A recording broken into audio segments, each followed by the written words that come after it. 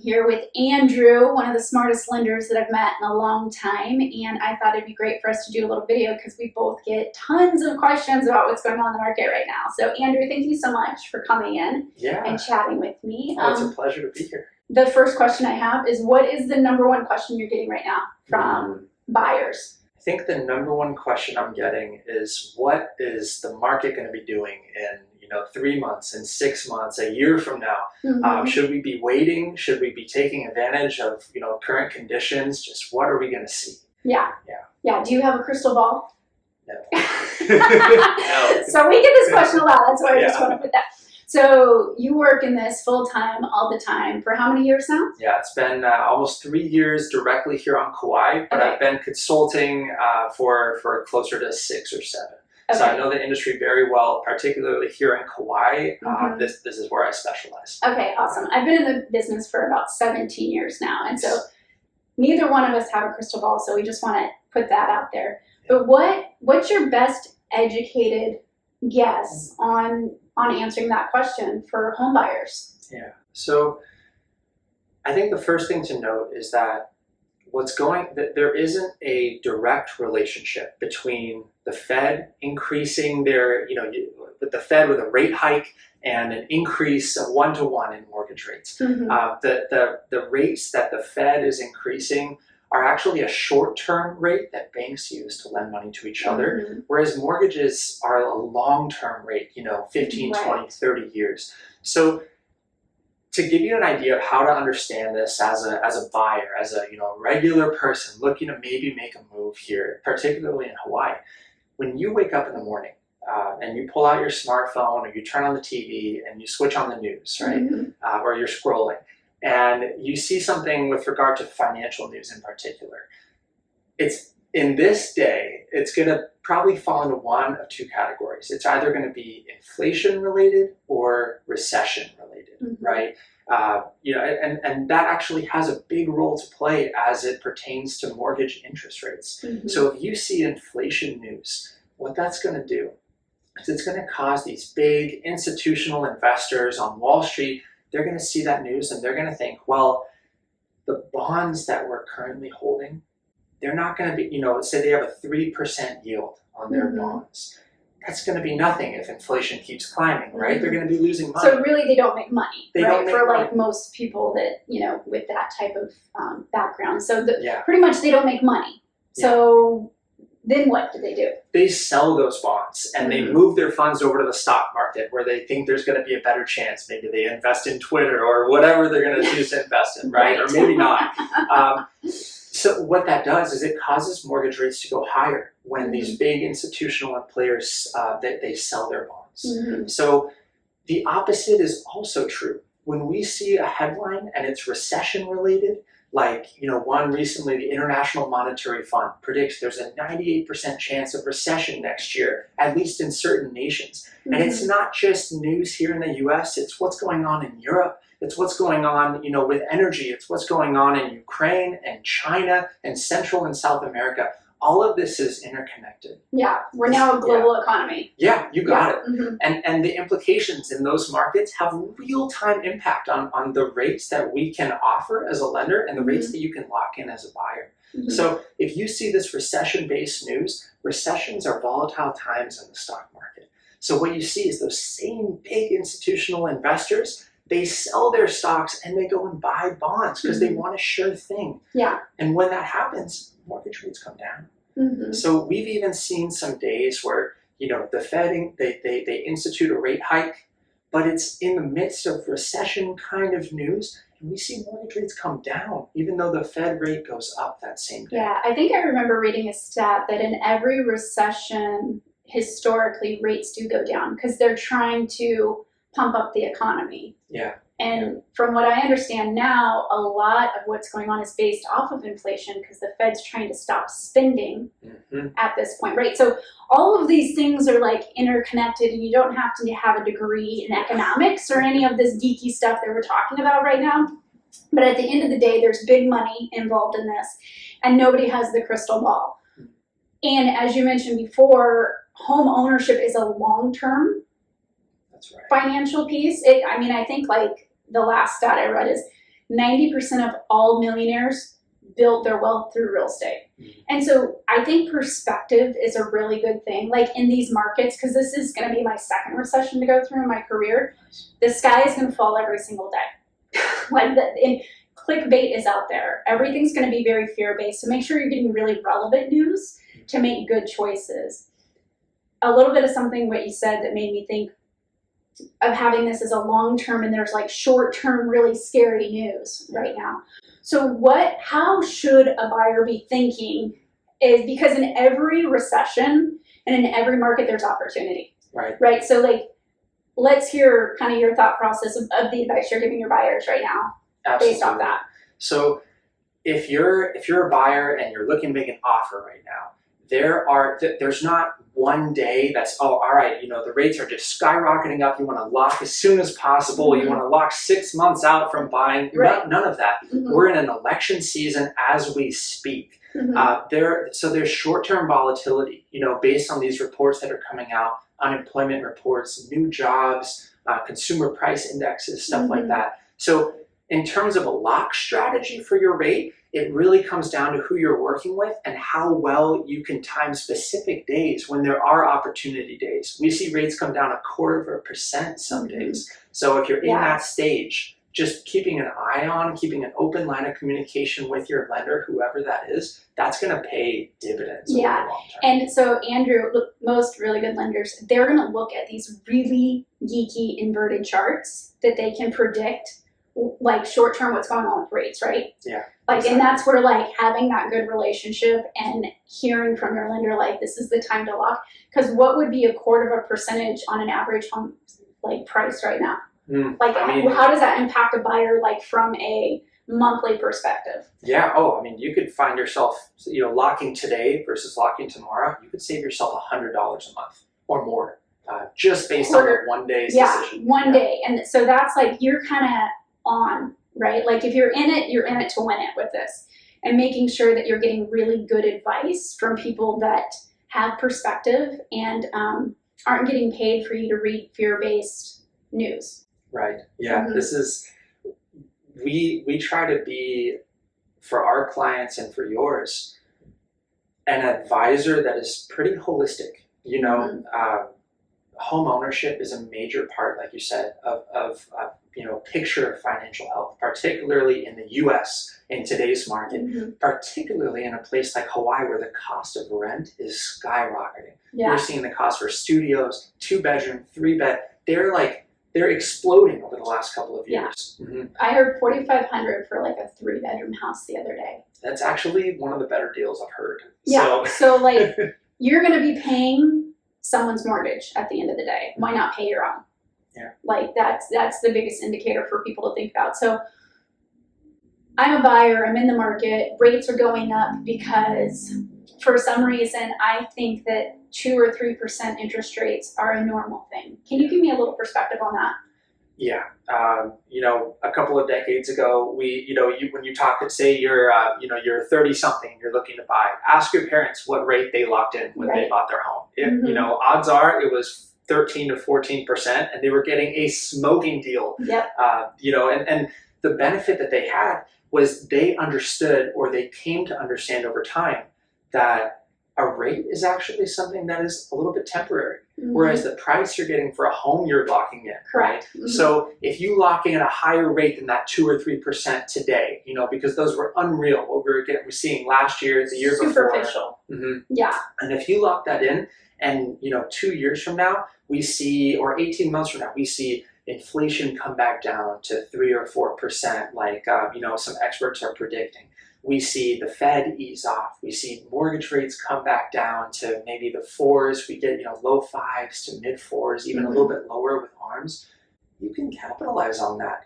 That your property will appraise. We're appreciating like crazy here in Hawaii. This is a luxury resort. This is very different than other places in the United States. Very different. That's right. And when that comes, you can capitalize on it as a homeowner. But until you own a home, you can't capitalize on the lower rates. So it's important to understand that you're married to your home. You're not married to your mortgage. It's something that, and once we help you close your loan, we'll let my team and I handle the geeky stuff. We'll follow in and out with the market, and if an opportunity comes up, we'll let you know. Yeah. And I think that Andrew hit on a really great point of capitalizing on sales price, because when, the sky is falling in markets, and I think it was Warren Buffett that had mentioned something like, when the masses are in fear, that's usually the time to buy. And I know that was a big piece when I was an agent back in 2007, 2008 in Vegas.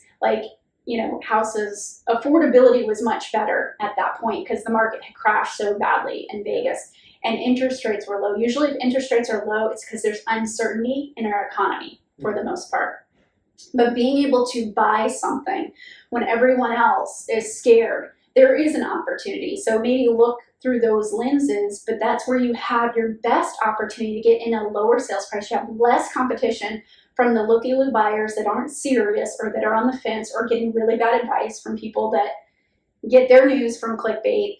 But those are things that, you might be able to negotiate that better price. And then, as Andrew said, you're not married to your rate, right? You get in at a good price, ride out this storm and then refi at your first opportunity. That's right. And, I'm not sure, for those of you at home, how much you're familiar with how a fixed rate mortgage works. But essentially how it works is your payment stays the same over the course of the loan because, so your payment stays the same, but the amount of each month's payment that goes towards principal and interest changes. And at the beginning, when your loan balance is highest, like right after you close, that's when the highest percentage of your monthly payment is going towards that interest too. So there are some tools that are actually, the industry is innovating as the rates have gone up a little bit. We see buy down opportunities, right? A 1-0, 2-1, a 3-2-1 buy down. All of these are ways that with the extra leverage you have working with an agent like Kristine in a market like this, you can, perhaps get the seller to offer a seller credit that you can use to buy down your rate. So when we say buy down, let's just interpret that real quick. Because I had a conversation with a client the other day and they were like, what is a buy down? So let's say, what are rates hovering at today? Let's say we're in the low to mid, let's say 6.5, just to use a really general number. Okay. Yeah. So 6.5%, and we're going to do a buy down. We're going to have the seller, rather than the seller dropping maybe their price from $900,000 to $850,000, maybe they want to offer a credit to the buyer to help with affordability. So there's an option. Talk about the buy down options, or you were just talking about how that would impact the buyer. Sure. So it's actually really simple to think about once you are able to, kind of lay out these terms. So let's use a 2-1 buy down, for instance. We're using our base market rate of 6.5%. If you get a 2-1 buy down and you lock in that rate and you close, your interest rate for the first year of the loan is not going to be 6.5. It's going to be 4.5. And then the second year, it's going to be 5.5. And the third year, it'll go back to what it normally would be, 6.5. So what it means is that you could save 2% for the whole first year and 1% for the second year. You can ease into your payment, keep more cash in your pocket after closing to handle furnishing or any projects you need to do before you move in. And it kind of sounds like there might be an opportunity. Again, we don't have a crystal ball, but if the rates do adjust to a more reasonable level of, maybe back to like a 4.5 or 5%, there could be opportunity to refi at that point. So maybe the buy downs buying some time as well. Yes. But you do have to qualify for that 6.5, correct? That's right. You have to qualify at the normal rate. Yeah, they call it the note rate. Okay. And then you would just get to capitalize on the savings. And the buy down amount is something that's custom, based on the loan amount, based on the rate that you're going to be locking in. But it's something that can be negotiated if you've got a good relationship with your lender and with your agent. Right. And just to clarify, because I feel like when people start talking about adjusting rates, they get a little hesitant with adjustable rate mortgage. This is not that, just to let you know. There's no like huge payments due at the end of it or anything crazy like this. This is a tool that I believe was used a lot in the 80s with the last inflation hike. Yes. Right? Yeah, and so yeah, there's a lot of different tools out there to help keep affordability in a range. And as we mentioned before, negotiating sales prices. We've already seen island-wide, we're not getting hit as hard as the mainland is with the lowering of the sales price, but there's price adjustments going down every single day in the MLS at this point. Yeah. So there are opportunities around if you're looking for them and you're working with good people to give you really good advice. Absolutely, yeah. So make sure that if you're working with Kristine, you're hitting her inbox, you're sending her messages. Hey, did you see any updates? Because there are properties that, like she said, we're not to the extent that we're seeing in some markets in the mainland, but certainly, we were following a couple of properties together in Kauai and in Princeville where you see, they're listed at one price and maybe they get a little bit of interest, but no offers. And the seller is really motivated. So they say, no, we're going to drop it down here because this is well below anything that's sold over the last 6 months, but we know we need to, sell this home. Yeah, because there are opportunities like that. I had a client I represented that how I met Andrew, that he was representing the buyer and I was representing the seller. And we priced that house appropriately. And I think a lot too with understanding that is where appreciation rates are on this island. Most agents, I feel like, try to price listings based off the COVID appreciation. That's not the market we're in anymore because everything's shifting. But making sure they are pricing it accordingly. There are motivated sellers. And the people that are motivated, they're listing it a little bit below what maybe market would be, or it's a bargain, right? And that's where you're going to have your competition from other buyers, because if you think it's a bargain, you're not the only person on this island that thinks it's a bargain. And so those are also opportunities if you find the property to then have someone on your site to negotiate for you, because if you have no other competition from another buyer, you probably have some opportunity to negotiate a better deal rather than a bidding war, which too many buyers got burnt out, I think. It's true. On that. It's true. Yeah, no, I couldn't agree more. And part of that picture is having everything lined up so that you've got your pre-approval letter in hand. Pre-approval, because you just said a keyword here. Yes. So share with folks what a pre-qual is versus a pre-qualification versus a pre-approval, please. That's a great question. So if you're a seller, imagine for a second you own a home here in Hawaii and it's time to sell, right, for one reason or another. And you get 2 offers for your home. One of them, there's the same price, same down payment, same loan, everything. But one of them, there's a pre-qualification letter attached, and one of them has a pre-approval letter attached. What's the difference? How do you see it differently from the seller's perspective? Because it's important to think like a seller when you're a buyer. The pre-qualification letter means basically that your potential buyer spoke with a lender. They maybe sent some documents over, but most likely they haven't run their credit yet. Perhaps they have, but it could be like a soft credit check where maybe not everything's reporting, or it's not a real mortgage credit report because there are different algorithms used. Your lender hasn't, or their lender hasn't run the property details yet, maybe making sure, they haven't run it through underwriting to get that preliminary yes. It's just like, almost like a half-baked. They did like a phone questionnaire and they're trusting the buyer. Yeah. Based off whatever the buyer says. Exactly. So there's that. Yep, and that works exactly 50% of the time. You're kind of leaving it up in the air, and as the seller, if you accept that offer with a pre-qualification letter, you're taking it off the market. You're not letting other potentially really well-qualified buyers come in and see it and consider it. So you're taking on a risk as a seller, especially in a changing market. Yeah, and most people don't understand that. So that's why I think this is a really important point. So with the pre-approval, let's talk about what happens with the pre-approval. Oh my gosh. Okay, so we have, for a pre-approval, we've seen your, depending on if you're a business owner or you're a W-2 employee, we've seen all of the income documentation that we need to verify to the cent how underwriting will calculate a buyer's qualifying income, which at times can be a lot different than the income they think they make, it's different. And when you say underwriter, so for most borrowers, I found in my career, they don't quite understand. Andrew doesn't lend you the money. Right. Andrew puts together kind of your case to go in front of a judge. And then that judge is going to determine yes or no. The underwriter is the judge. And the underwriter can also be the undertaker because they can kill deals if your loan person is not doing a good job of putting your case together. Because you don't talk to the underwriter. Andrew has the relationship with the underwriter. I'll never talk to the underwriter. So that's a really big piece for borrowers to understand. Having an underwriter look at your documentation or having that good communication between your loan professional and that underwriter, I have found that saves you headache, sleepless nights, everybody anxiety throughout this whole process because there's a lot of stress when you purchase a property.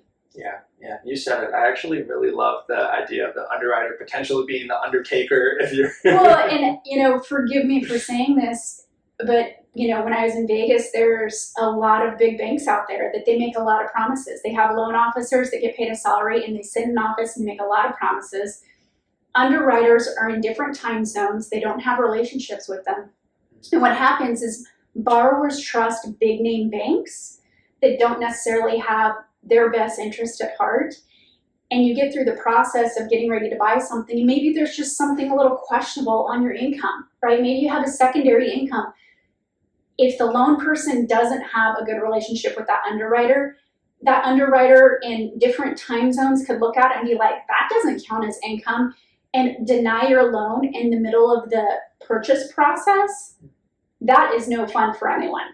At all. And so that's where it's crucial, and most borrowers don't understand this, so making sure you do understand this and you're educated every step of the way is very important, because the more you can prepare throughout this process, the easier it's going to be, and you're going to feel better about it at the end of the day. There's no buyer's remorse, no numbers are changing throughout the process. You know your numbers, you know what your mortgage payment's going to be, you know what you can afford, because nobody needs to be overbuying either. So that you're just, you're cash poor and living in a great house. Like, nobody wants to live like that on this island either. No way.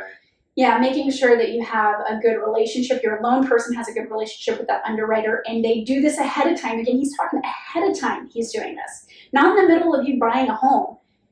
Like, before you even start looking at homes. That's what he's talking about right now. That's exactly right. Yeah, and the income is just one portion of the pre-approval that we'll do. Essentially, how we communicate with underwriters is we have let's say a 1,300-page document provided by underwriting that's updated oftentimes once a month or more. It's literally updated more than 12 times a year. Our job is to know that inside and out. That contains all of the guidelines. And when we know that inside and out, we can literally predict to a T what underwriting is going to say about every single aspect. Are you a firefighter who works overtime and you're not sure how that's going to count? Do you have student loans, but they're being deferred? Do you have a car payment, but there's less than 10 months remaining? You can get that omitted from your debt ratio. There's all of these hacks that you can use to qualify for more, to be able to make yourself presented in a better light, to get a better interest rate. We do credit repair for you if we're working ahead of time. Like, we do that for free. The service that we provide depends on the information that we're given, because if we make it our job to present you in the best possible light to underwriting, for a program that matches your needs specifically. And when we do that, I think this year we have a 100% early close rate on the borrowers and the buyers that we've worked with ahead of actually making an offer on their purchase. When they're pre-approved, that's as good as a cash offer. You take, like on the deal that we worked on, we went from submission to underwriting to clear to close, final loan approval in 5 business days. And it's because we worked with the buyer very diligently and purposefully ahead of them actually making that offer. So that's what we can do. And everybody loves that. You love that. The agents love that. The sellers love that. Like, all of that just makes life so much easier. Very, very smooth. Not a lot of headaches, not a lot of late nights of being worried about things, or getting the, hey, we got a challenge or we got a problem calls. Those aren't very fun for anyone. And they don't happen all the time, but when they do, everybody's stress level kind of kicks up a notch. So yeah, and it's about the experience. You know, being here in Kauai, it's very family oriented, a wonderful lifestyle here on the Garden Isle. So being able to not be completely consumed with the borrowing process when you're just trying to be excited about owning a home. You guys don't have to be geeky about the stuff we're geeky about. No one's asking you to do that. We're just trying to interpret and share with you guys so you're a little bit more educated throughout the process. That's exactly right. You know, you can focus on the important stuff, like, you know, how you imagine, your dog playing in the yard, or your children in the family room, or where you're going to put your espresso machine in the kitchen. Those are the fun things, you know? Yeah. So buying a home can be a very emotional process, and it will be almost regardless. But we want to make sure, as your team, Kristine and I, from the real estate side, from the lending side, that the emotions you feel are the right ones. You know, you can feel excited, you can feel hopeful, you can feel like grateful and accomplished that you got to this place, that you can now qualify to buy a home. This is a major financial step that not everyone is able to take in their lifetime. And what you're doing when you're buying a home, you're leaving a legacy for your family. You're building something that's going to outlive you, and you're just creating opportunity for the future, and you're giving yourself security for you and your family in the meantime. It's an amazing process, but you want to make sure you do it right, like Kristine said, so that you feel the right emotions throughout, and most importantly, after you close and get the keys. Yeah, absolutely. Well, Andrew, thank you so much today for coming in. I appreciate all of your insight, and thanks so much, guys, for tuning in. Let us know what questions you have in the comments below. Thanks. Aloha.